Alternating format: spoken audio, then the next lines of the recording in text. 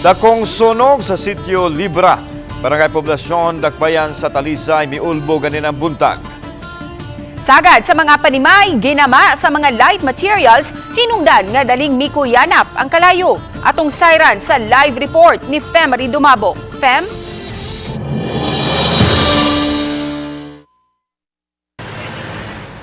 Lanog ses gibanabana nga moabot yun sa 80 ka mga panimay ang naugdaw sa sunog nga miulbo sa Barangay Poblasyon sa Dakbayan sa Talisay kanihang buntag. Hinungdan sa sunog ang padayon pang gisusi.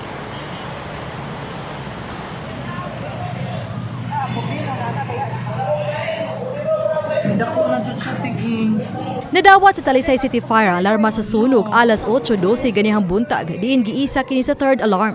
Gilagway nga paspas kining milamoy sa kabalayan. Daling mikatap ang sunog gikan sa kabalayan ubos sa government-owned lot hangtod na sa Veles compound. Alas 9:12 na kining nadeklarar nga fire under control ug alas 9:20 na nga na-fire out. Dukol kay mga balay. Made of, manong paspas kaya siya naka-kuan, sir? Gusto kaya hangin ba? Nya. Kuan ba? Light materials. Dali lang, dikit-dikit yung... Usa sa gisusi sa mga investigador sa Talisay City Fire ang taho nga nagsugod ang kayo sa panimay sa usa ka Oliver Rodriguez. Lakip sa gisusi mga tabi-tabi nga gingong nagsugod ang kayo sa napasagdang gitak ang nga luto gamit ang butane ug ang gingong mga bata nga nagduwa og lighter.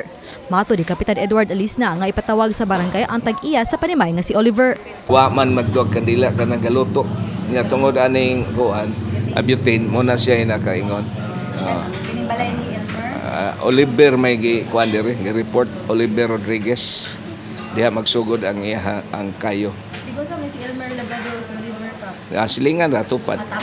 Tapad ra gina sila. Ano mo nadawat daw kani Oliver nagsugod? Kay mo may naman na puyo nato diha ang usa ka tanod nato si Ingot na puyo diha.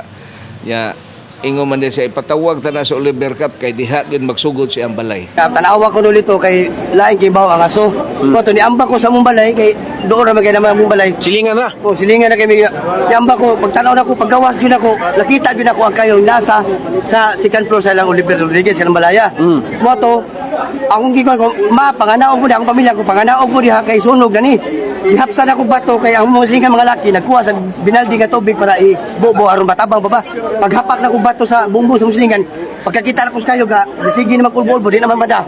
Itoyo ko sa pikas, isagit ko ga, di na ni mada. Ang gawas mo mga silingan kay sunog na ni. Sa pasiunang ihap sa kabombiruhan, maabot sa 80 ka mga panimay ang naugdaw. 120 usab ka pamilya ang direktang naapektuhan. 3 milyones ang gibiling danyos. Apan matod sa kapitan nga posibleng mosaka pa ang gidaghanon niini. Masubra pati ngay ang naapektuhan ron. Wa pa naghuwat pa ta kay di pa man baduol na to. Perti bagga pa. Tuwa na mga atong disaster risk reduction sa barangay nagkuan na nagtan-aw na to sa palibot. Kaya ron pag determine yun pila jud ang kuan totally damaged og ang wa mahurot og ang katulang nabasa lang tungod sa bumbero. Kasamtang ang unang gipahiluna ang mga biktima sa Talisay City Sports Complex din gibutang ang mga modular tents nga ilang magamit. Samtang ang uban ipahiluna sa multipurpose hall. Samtang ang barangay ug ang City Social Welfare and Services na ang miatiman sa pagkaon sa mga biktima sa sunog. Gimanduan usab ni Mayor Samsam Gulyas ang iyang city administrator ug mga department heads sa pagsuta sa mga paagi nga maabagan ang mga biktima sa sunog.